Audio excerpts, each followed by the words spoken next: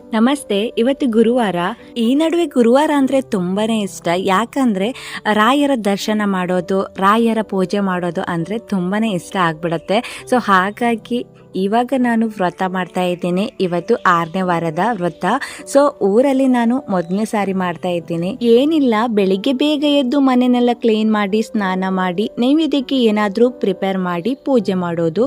ಇವತ್ತು ನಾನು ನೈವೇದ್ಯಕ್ಕೆ ಲಡ್ಡು ಮಾಡಿದ್ದೆ. ರವದಲ್ಲಿ ಈಸಿಯಾಗಿ ಲಡ್ಡು ಮಾಡ್ಲಿಕ್ಕಾಗತ್ತೆ. ಹಾಗಾಗಿ ನಾನು 2 ವಾರದಿಂದ ಲಡ್ಡುನೇ ಮಾಡ್ತಾ ಇದ್ದೀನಿ. ಈ ರೆಸಿಪಿನ ಕೂಡ ನಾನು ಲಾಸ್ಟ್ ವೀಕಲ್ಲಿ ಶೇರ್ ಮಾಡಿದ್ದೆ. ಸೊ ಬೆಳಿಗ್ಗೆನೆ ಪೂಜೆ ಎಲ್ಲ ಆಯಿತು. ರಾಯರ ಫೋಟೋ ಕೂಡ ಊರಲ್ಲಿ ಇರಲಿಲ್ಲ. ಸೊ ಹಾಗಾಗಿ ಆನ್ಲೈನಲ್ಲಿ ಪರ್ಚೇಸ್ ಮಾಡಿದ್ದೆ. ತುಂಬಾನೇ ಚೆನ್ನಾಗಿತ್ತು. ನಾನು ಅನ್ಕೊಂಡಿದ್ದೆ 7 ವಾರ ವ್ರತ ಮಾಡೋಣ ಅಂತ ಹೇಳಿ. ನೆಕ್ಸ್ಟ್ ವೀಕ್ ಬಂದರೆ 7 ವಾರ ಆಗುತ್ತೆ. ಈ 7 ವಾರದಲ್ಲಿ ಯಾವುದೇ ಪ್ರಾಬ್ಲಮ್ ಕೂಡ ಆಗಲಿಲ್ಲ. ಸೊ ಹಾಗಾಗಿ ನಾನು 48 ವಾರಗಳ ವ್ರತ ಮಾಡೋಣ ಅಂತ ಅಂದ್ಕೊಂಡಿದ್ದೀನಿ.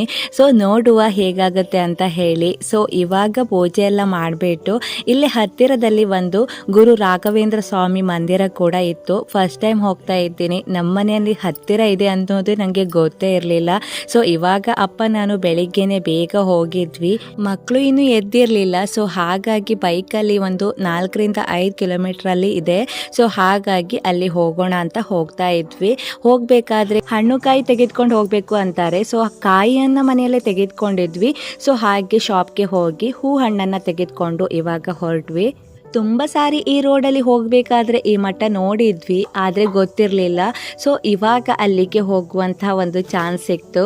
ಇನ್ನು ಇಲ್ಲಿ 5 ಗಂಟೆ ಮೇಲೆ ವಿಶೇಷ ಪೂಜೆ ಕೂಡ ಇರುತ್ತಂತೆ. ಸೊ ಬೆಳಿಗ್ಗೆನೆ ಹೋಗಿರೋದ್ರಿಂದ ಹಣ್ಕಾಯಿ ಮಾಡ್ಕೊಂಡು ಬಂದ್ವಿ.